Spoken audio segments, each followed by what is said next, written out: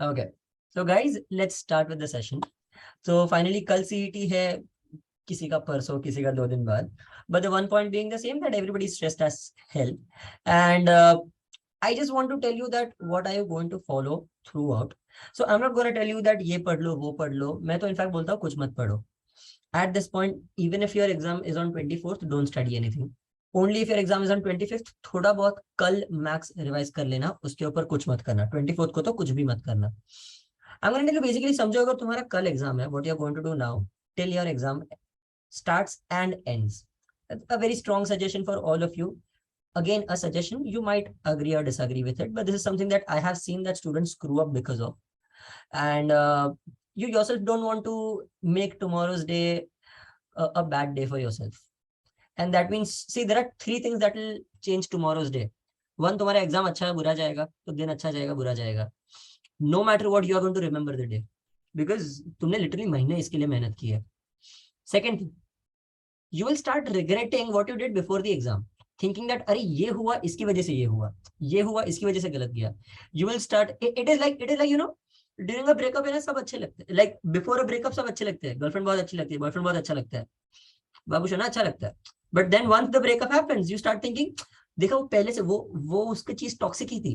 I always knew वो ऐसे परेशान करता था मुझे, मैंने बहुत टाइम सहन कर लिया. You will give yourself reasons to start thinking that that thing was bad for you, and that is again going to happen with CET also. So please make sure that you guys are not giving yourself any reason to say that I did this इसीलिए गलत गया. And the simple reason behind that is तुमने पहले का दिन बहुत ज्यादा stress ले लिया, तुमने पहले का दिन जरा सा भी अच्छे से संभाला नहीं, and that will just kill things for you. So I'm going to tell you from now. अभी सेशन अपना खत्म होगा somewhat 9 साढ़े 9 जितने बजे. Just calm down. If you guys want to go for a walk, drive, do anything that you want, but don't take up any book. अभी तुम वैसे भी तुम देखो 11:30-12 बजे सोने वाले हो. I highly suggest हो सके तो जल्दी सो जाओ. Tire yourself out right now and sleep early. Wake up early tomorrow. Strong suggestion, please go for a walk tomorrow also. The point being that only if you exercise a little now, you will have a lot of energy throughout the day. अच्छे से खा P के मत जाना, वरना नींद आती है.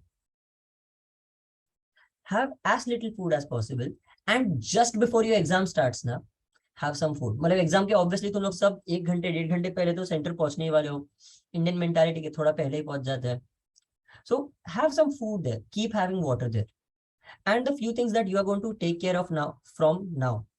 कुछ पढ़ाई नहीं. First of all, the reason being, तुमने 3 महीने 4 महीने 6 महीने 10 महीने जितने भी पढ़ाई की है, वो पढ़ाई की है. एक दिन से कुछ और एक्स्ट्रा फर्क नहीं पड़ने वाला है, ना ही एक दिन में तुम कुछ बहुत ज्यादा सीखने वाले हो. बट द प्रॉब्लम इज, अगर एक दिन में तुमने कुछ गलत कर दिया या फिर तुम्हें लगा कि तुमने बहुत टफ क्वेश्चन उठा लिया, तो तुम्हारा कॉन्फिडेंस डाउन हो जाएगा. 10 महीने की प्रिपरेशन बिगड़ जाएगी. Because this is the point when anything negative will affect you the most, and I don't want that for you. कुछ पढ़ाई मत करो. अगर 25th को है, कल सिर्फ ग्रामर रूल्स और मैथ्स के फॉर्मूले रिवाइज कर देना. अगर 23rd या फिर 24th को एग्जाम है तो कुछ भी मत करो. Just calm down. ऐसा तुम्हें कुछ एक्स्ट्रा याद नहीं रहने वाला. सेकेंड थिंग, आराम से सो जाओ, खाओ पियो, मस्त करो, चिल मारो. Tomorrow morning I want all of you to remember, and please if you can just note these things down, that क्या क्या लेके जाना है. If you have, first of all, don't take any valuables. I don't want तुम्हारा CET में कुछ चोरी वोरी हो जाए, बिकॉज 4 में से 3 बार किसी ना किसी का कुछ ना कुछ चोरी हुआ था. तो please don't put yourself in that situation. just few things that you must carry are a pen/pencil, तुम्हारी चॉइस. अगर पेंसिल कैरी कर रहे हो तो इरेजर कर लेना carry. My strongest suggestion will be pencil carry करो.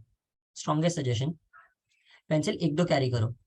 थिंग इज, तुम लोग इरेज विरेज कर सकते हो, वो थोड़ा मेंटली तुम लोग को अच्छा पड़ता है. तुम लोग को नया पूरा ड्रॉइंग नहीं बनाना पड़ेगा, कैंसिलेशन नहीं होता है. A few things in the exam while you are solving, तुम्हारे डायग्राम्स बहुत बड़े बड़े ड्रॉ करना. Don't draw smaller diagrams, purely because अगर छोटा कटिंग छोटा हो या बड़ा हो, दोनों में होने वाली है. बट छोटे वाले में अगर कटिंग हुई है, you guys will not understand तुमने क्या कट किया और क्या एक्चुअल में लिखा है, बिकॉज जगह इतनी कम है. तुमने सही सॉल्व किया होगा और तुम गलत मार्क करके आ जाओगे. दिस विल हैपन बिकॉज तुमने बराबर से देख नहीं पाया, बिकॉज बहुत छोटा डायग्राम किया था. Start eliminating reasons more than the things to do. Right now the point is to understand which things to not do. Please, whenever you go to the center, don't stand with the people. you will find two kinds of people there. दो ही kind of people होते हैं. See, understand statistically, what अगर centre पे 1000 लोग हैं, 1000 लोग, which is not possible at any center. That is less than 1% of the population that is taking CET.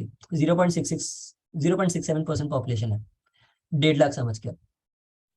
Out of that, how many people do you think have prepared? There is a very small chance that her centre में से एक जन भी JBIMS आएगा या फिर सिडनम आएगा.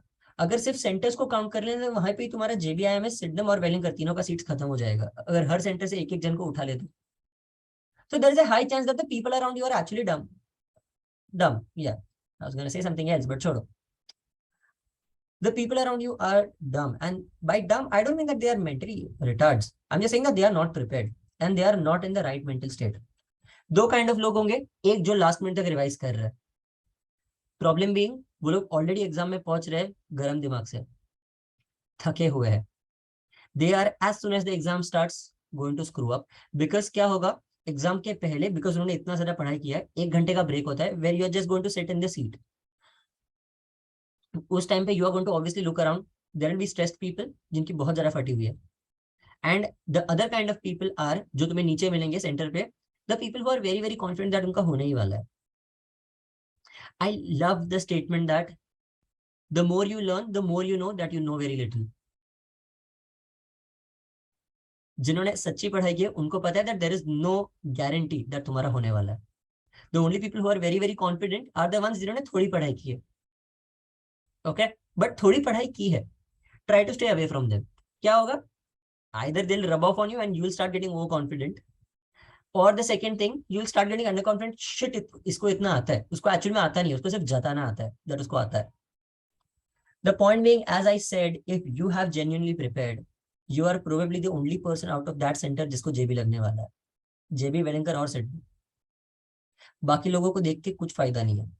जाओ सेंटर पे, अलग रहो सबसे, go in the most comfortable clothes, listen to music, calm down and chill. कुछ भी वो टाइम पे रिविजन का मत सोचना.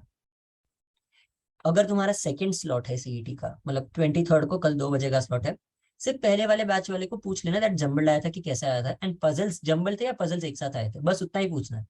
बाकी कुछ पूछने की जरूरत नहीं है. Because as I said, Can you put this in your story tomorrow? I have no connections. Please. अरे इतना ज्यादा नहीं बोल पाऊंगा स्टोरी पे. I won't be able to. YouTube देख लेना.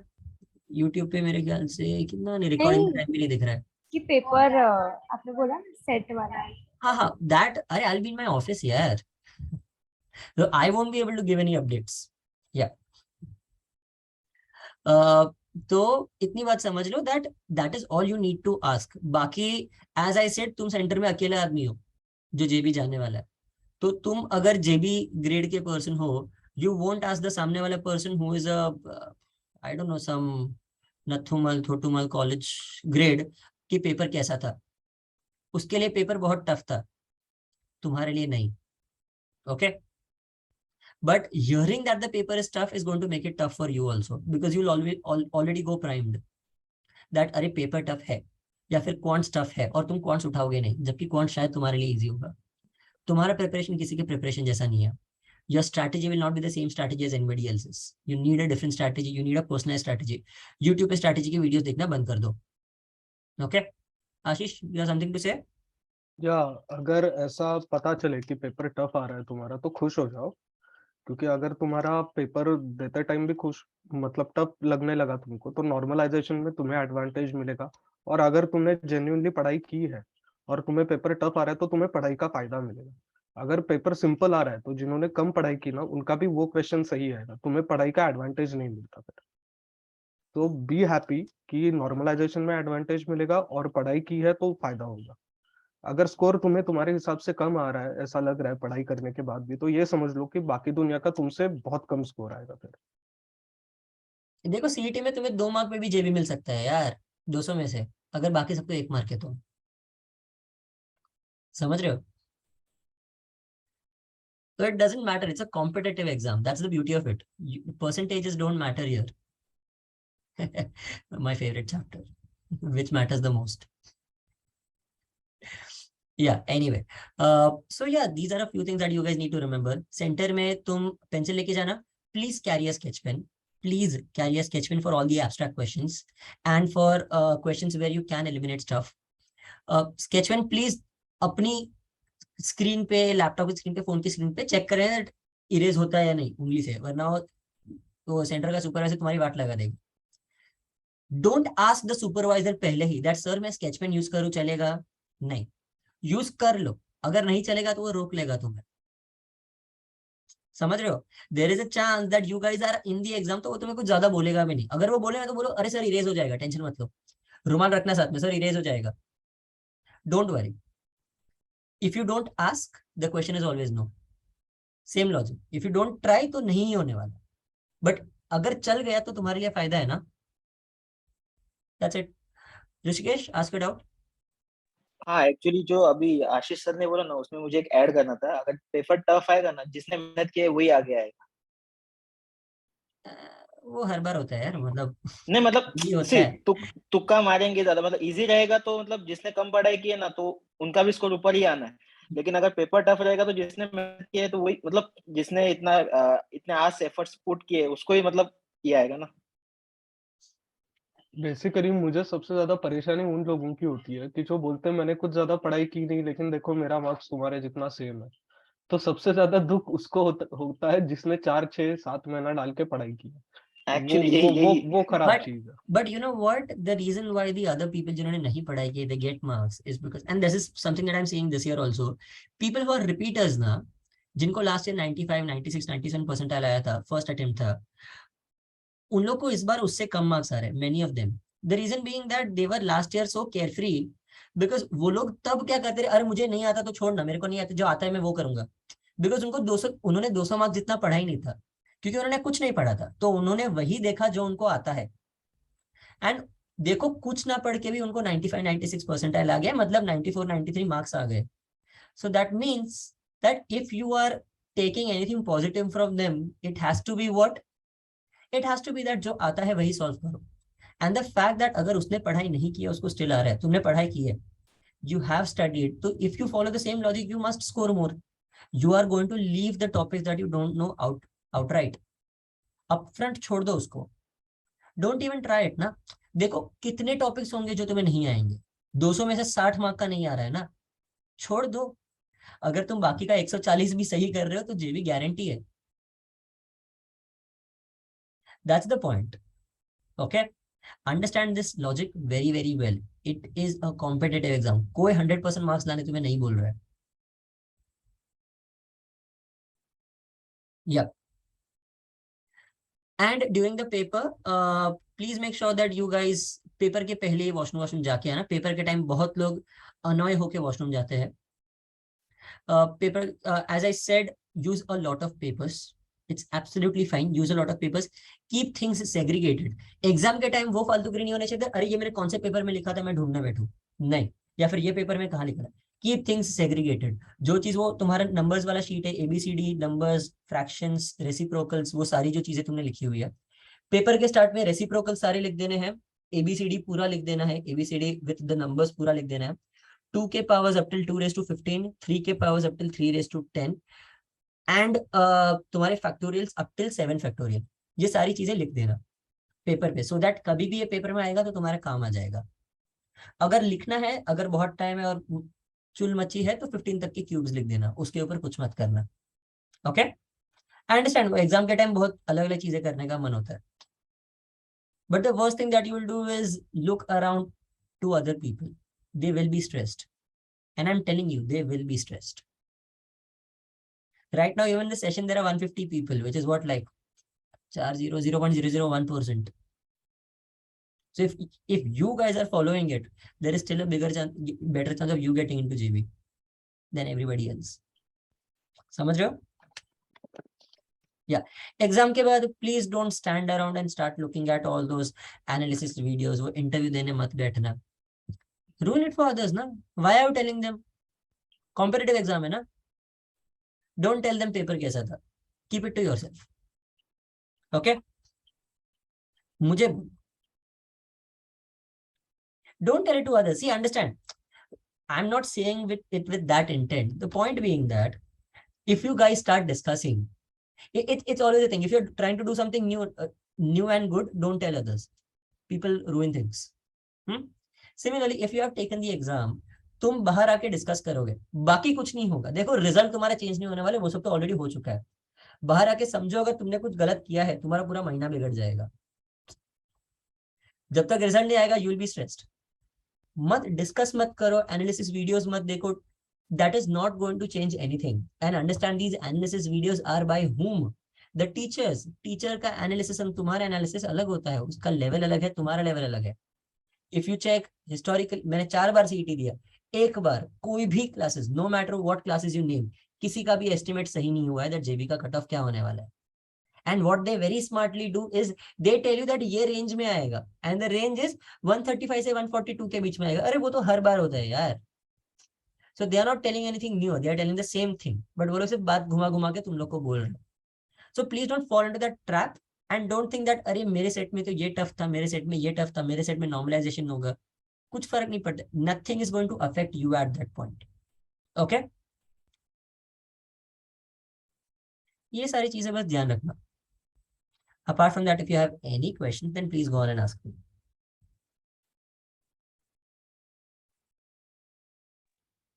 Hello, sir. Yes. Sir, I gave time ka mocks.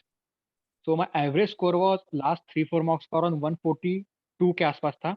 हाँ. But sir मेरा fluctuate हो रहा था उसके पहले के 3-4 ठीक है ना. mocks में. See, काफी ज्यादा, अभी like जो भी 125 to मॉक्स में 140. तुम्हें स्कोर आया, they are absolutely irrelevant. Does not matter. See, तुम्हें Sir, your mock score was just to test how well you have studied. That is not going to bear any weightage on CET कैसा जाएगा तुम्हारा. Thinking of that is just giving you a false expectation, high or low expectation. अगर तुम्हें mock में बहुत अच्छे marks आ रहे थे, तुम सीईटी जाओगे सोच के यार मेरे से तो आराम से हो जाएगा, एंड बाद में तुम हक दोगे. तुम्हें मॉक में कम स्कोर आ रहा है, सीईटी में लकीली वही क्वेश्चंस पूछेंगे जो तुम्हें आते हैं. तुम्हें 120 आ सकेगा, फिर भी तुम 60 मार्क्स लेके आओगे, बिकॉज तुम अपने मॉक स्कोर पे चिपके बैठे हो. Your mock score at this moment is irrelevant. Nobody cares about it. If you get into JB or Sydenham or Wellinger or Lala or Pumba और चेतना और दालमिया लेता नहीं है ना, और Janki Devi Bajaj institute of management studies, the other JBIMS. Nobody is going to ask you CET का score कितना था once your admission is done. Okay? And admission के पहले भी nobody is going to ask you what your mock score was. So you guys, it is high time that you guys should also get over your mock score. That is done, that is busted, and that does not matter at all now. Okay? Mock देना था, दे दिया. Mock taking was not for the score. Mock taking was to understand where you are going wrong so that you can improve that topic for yourself. Mock taking में scores are the biggest scam. The best mock will be one which will not tell you your score, which it will only tell you that तेरे ये topics पे वापस ध्यान दे. That is how a mock should be. If I ever make it. आप कर दो sir वैसे. Time नहीं है. Genuinely टाइम नहीं है. चलो guys, go on, ask.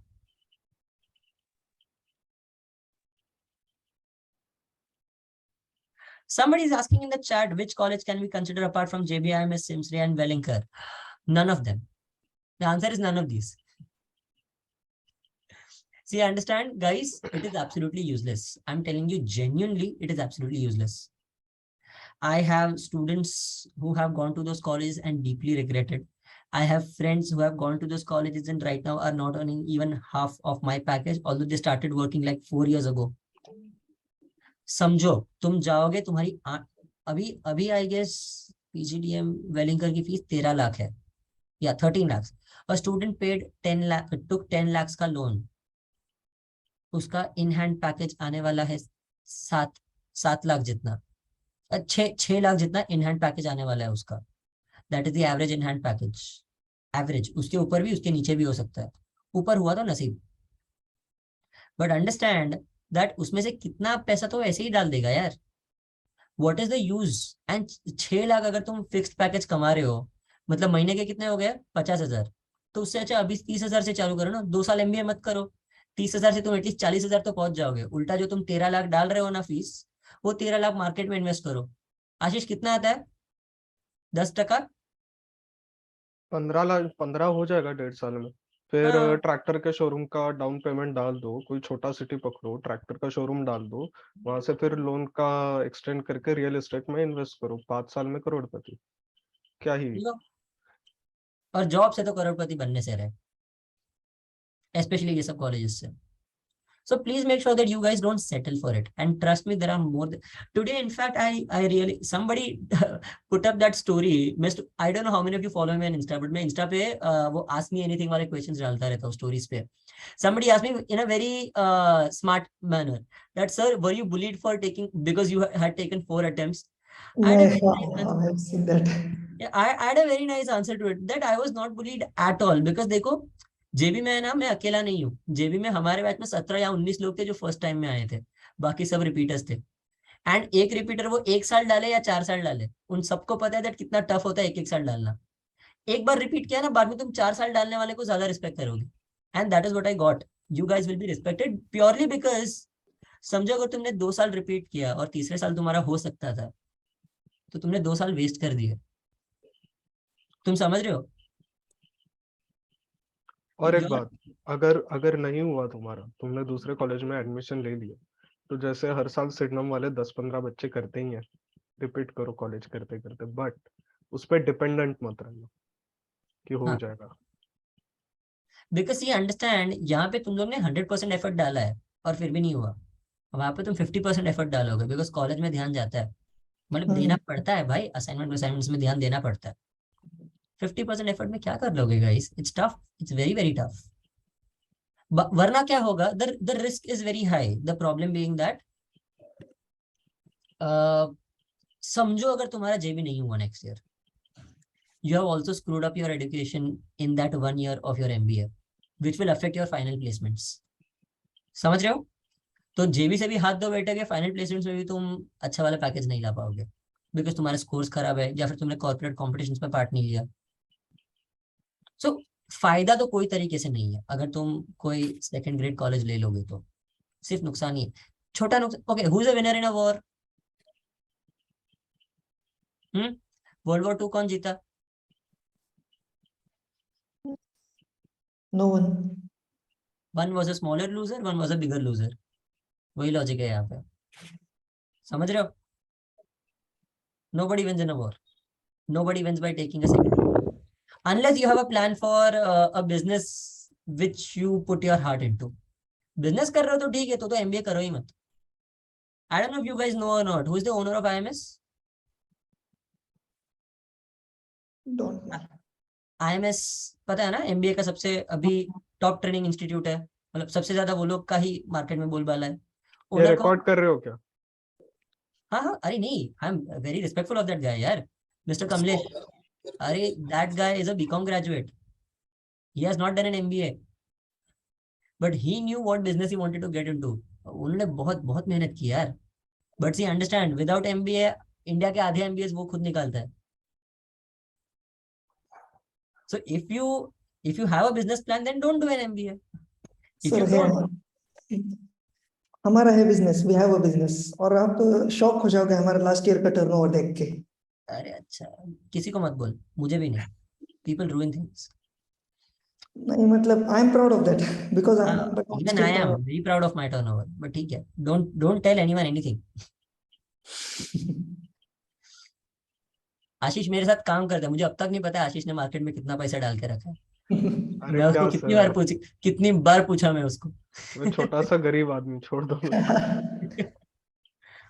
या सो गाइस, और वो प्रोफाइल में काउंट होता है क्या सर, अगर हम कैट के थ्रू एग्जाम देने जाए तो प्रोफाइल में काउंट होता है क्या? मतलब अ, बिजनेस श्रीकांत, नहीं, फैमिली बिजनेस की बात कर रहा है तू? हाँ यस सर, प्राइवेट लिमिटेड है, मतलब प्राइवेट नहीं, प्रोप्राइटरशिप है। It depends. If the business is registered under your name, then you can count it. If yes, it's मेरा not, नाम पे है, मेरे नाम पे है। नहीं, नहीं registered नहीं मतलब तुमने प्रोप्राइटरशिप बिजनेस, तेरे अंडर है। हाँ, तुमने या तो बिजनेस लीड किया हो या फिर एस्टेब्लिश किया हो। हाँ पापा का बिजनेस है एंड यू आर स्टडीइंग या फिर डूइंग जॉब ना, इंटरव्यू में बहुत लेते हैं।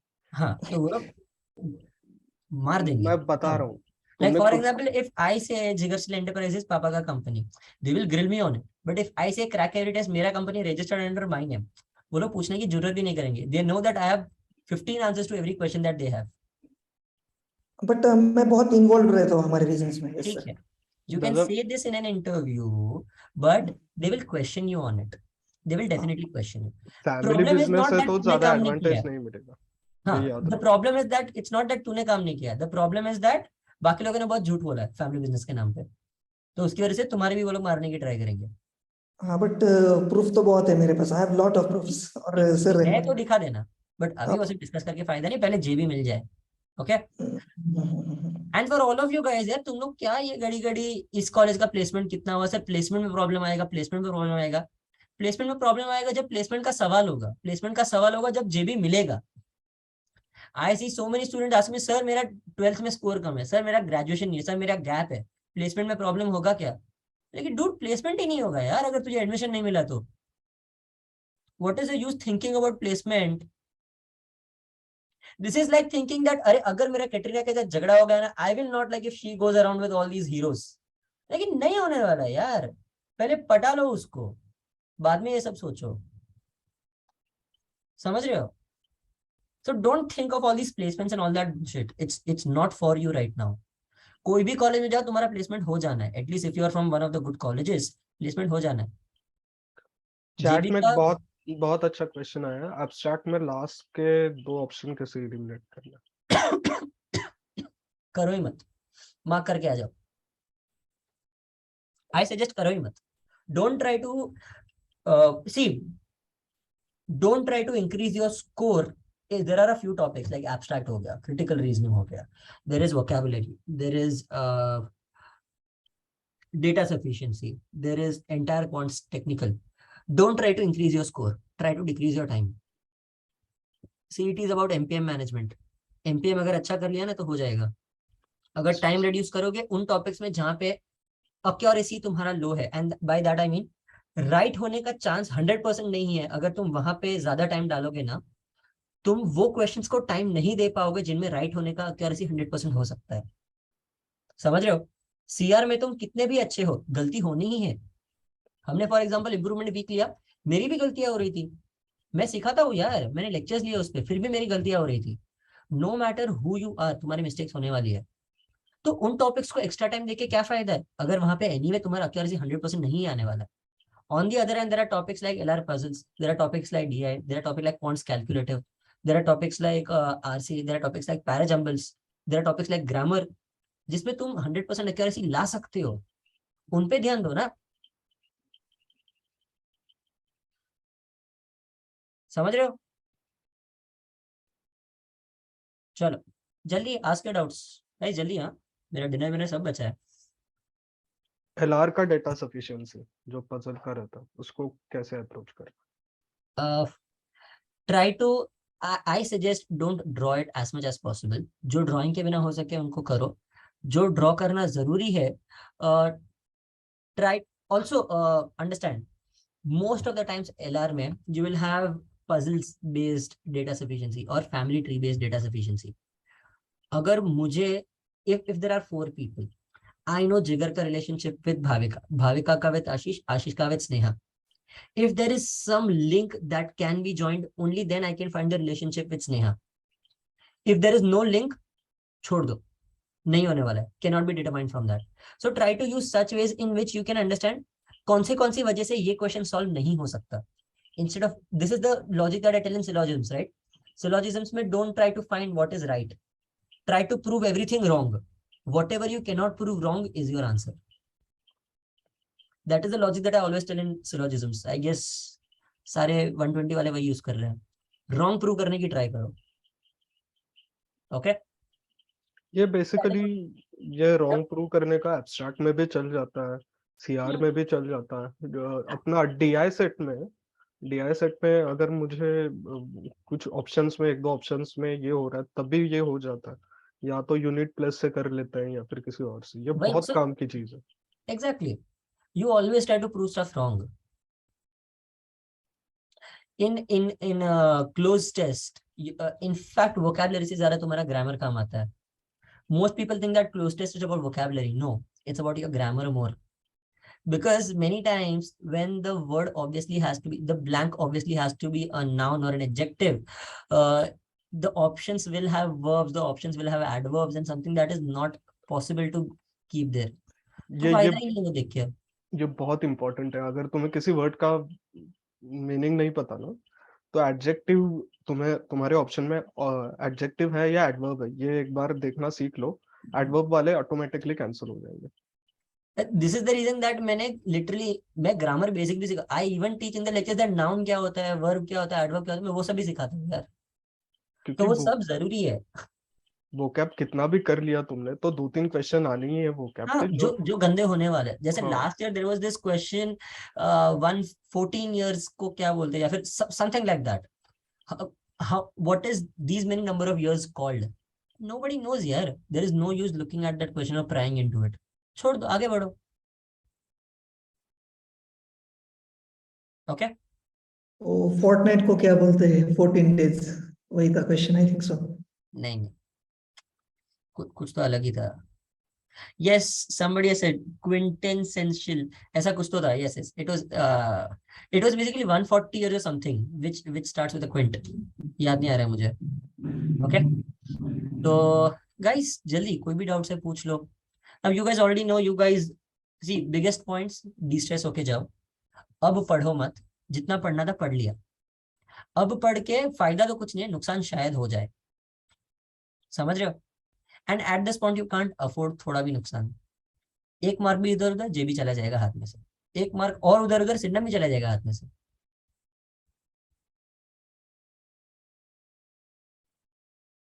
Yes so and now if you guys don't have a doubt, I have something very important to tell all of you. So, yes, so the reporting time is 12:30 and the exam slot time is 2. तो 12:30 को ही reach करना है, कैसा है?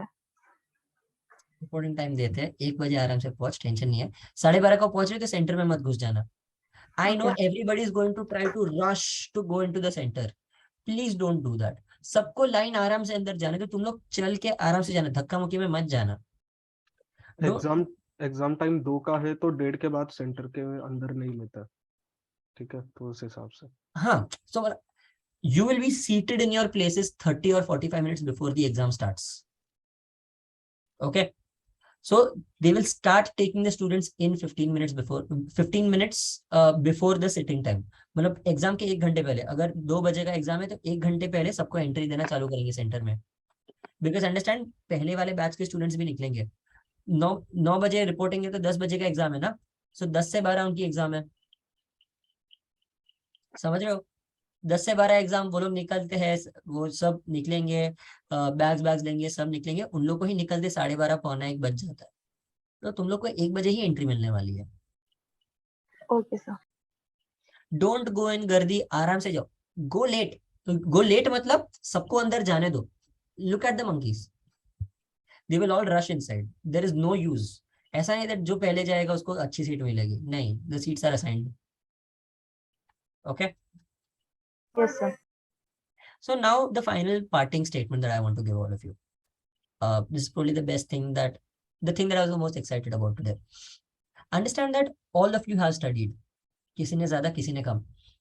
You will not get more than what you have studied for. You might get less than what you have studied for.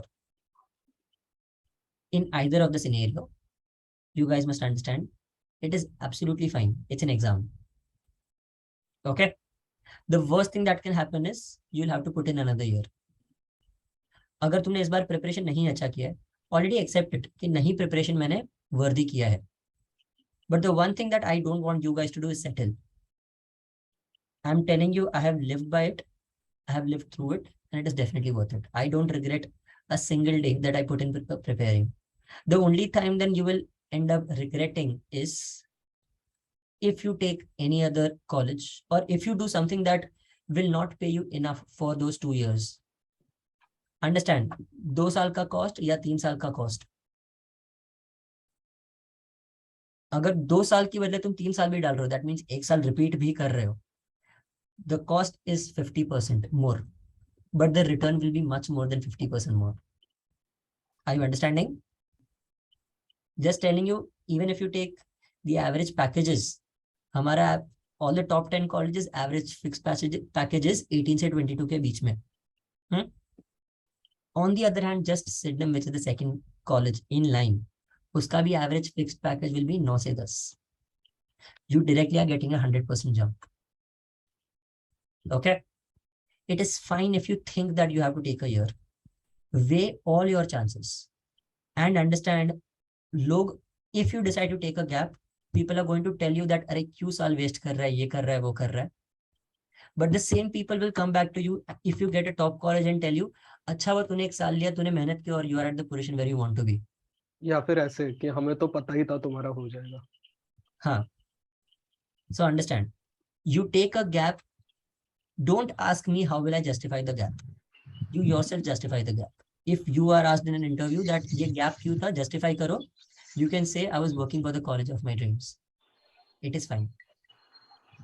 But ये justification तभी ही आएगा when you do take a gap and study in that gap. Okay? So don't stress yourself out by saying that ये मेरा last year है या फिर ये मेरा last attempt है. Just make sure that you only tell yourself ये मेरा best attempt है. Till now.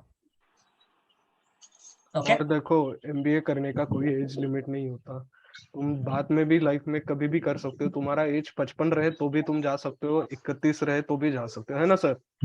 30 वाले भी बच्चे हैं. And in fact, if you see all these tier 2 colleges, look at the average age of all these tier 2 colleges, they are all 22 से 24 के बीच में. If you look at the top 10 colleges, the top 6 IIMs, ISB, JBIMS, XLRI, FMS. FMS नहीं, FMS छोड़ो. It is in the top 10, but उसका average age कम है. Barring FMS, all other 9 colleges, उनका average age 25 या 26 है. सीधा 3 साल ऊपर. That says that most of the people who get here are repeaters.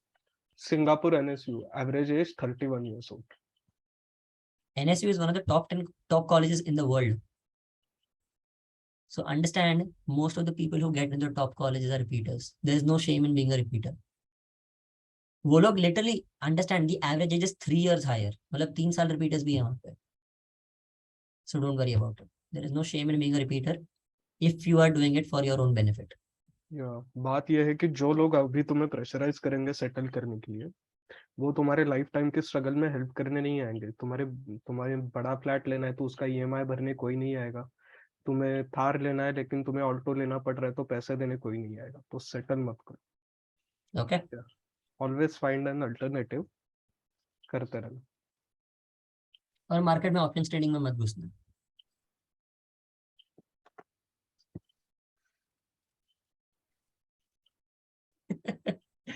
चलो. I hope you guys enjoyed the session.